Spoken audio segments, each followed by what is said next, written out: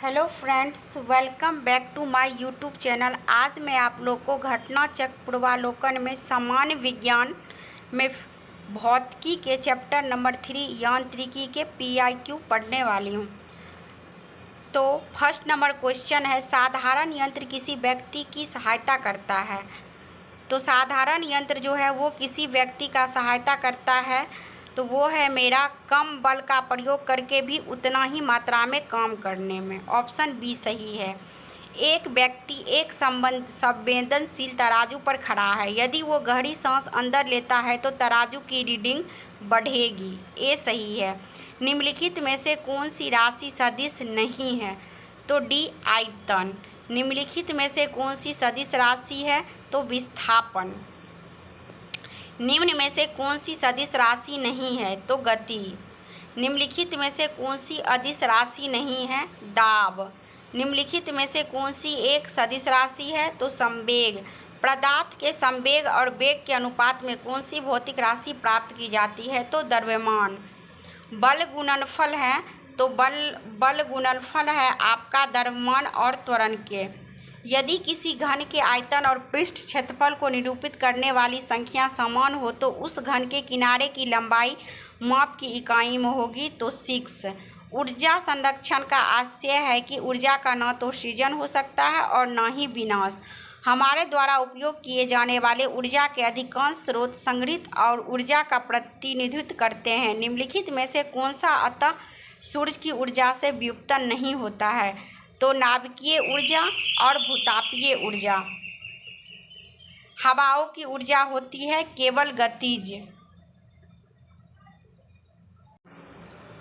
वायु शक्ति wind power में ऊर्जा का कौन सा रूप विद्युत ऊर्जा में परिवर्तित होता है? तो गतिज ऊर्जा। सूची 1 और सूची 2 को सम्मिलित कीजिए। तो इसका ऑप्शन नंबर बी जो है वो सही है। अब डिटेल्स देख लेते हैं। ऊष्मा में विद्युत, तो सोलर सेल। विद्युत से ध्वनि, लाउड स्पीकर। द्रव्यमान से ऊष्मा, नाभिकीय रिएक्टर। और रासायनिक से ऊष्मा एवं प्रकाश, ईंधन दहन। गति को सर्वप्रथम किसने परिभाषित किया था? तो गैलीलियो ने। न्यूटन के गति का पहला नियम जाना जाता है जड़त्व का नियम। एक ट्रेन जैसे ही चलना आरंभ करती है उसमें बैठे हुए यात्री सिर पीछे की ओर झुक जाती है। इसका कारण है स्थिरता की जड़त्व। स्थित विज्ञान निम्नलिखित में से किससे संबंधित है? तो विश्राम की स्थिति से।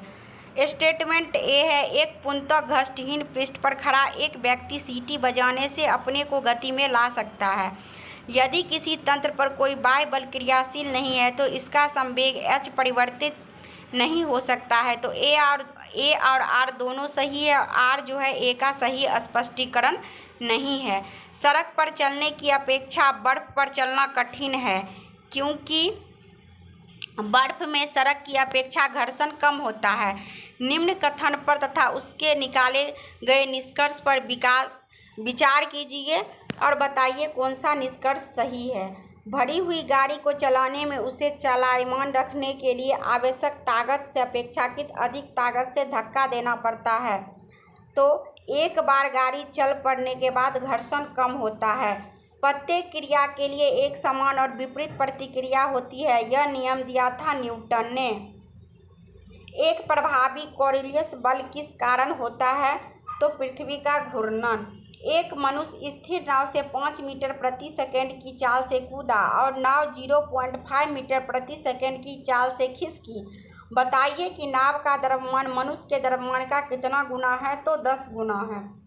एक ट्रक, एक कार और एक मोटरसाइकिल की गतिज ऊर्जाएं समान है। यदि समान अवरोधक बल लगाए जाए और वह क्रमशः x, y और z की दूरी पर रुके तो x = y = z। दो समान द्रव्यमान की वस्तुओं की गतिज ऊर्जाओं का अनुपात 4.9 है, तो उनके वेगों का अनुपात होता है तो 2:3। साइकिल और कारों में बॉल बेयरिंग का प्रयोग होता है, क्योंकि पहिया और धुरी के बीच संस्पर्श का प्रभावी क्षेत्र घट जाता है। एक व्यक्ति कार में जो विराम में बैठा है, सड़क से कार के 4 पहियों में से प्रत्येक पर प्रतिक्रिया आ रहा है। जब कार सीधी समतल सड़क पर चलेगी तो अग्रपहियों में प्रत्येक पर प्रतिक्रिया में क्या परिवर्तन आएगी? तो यह R से कम होगा। तेल से अंशतः भरा हुआ तेल का एक टैंकर समतल सड़क पर आगे की ओर एक समान त्वरण से जा रहा है। तेल का मुक्त पृष्ठ क्षैतिज से इस प्रकार अनंत होगा कि पिछले सिरे पर अधिक गहराई होगी। निम्न कथनों पर विचार कीजिए।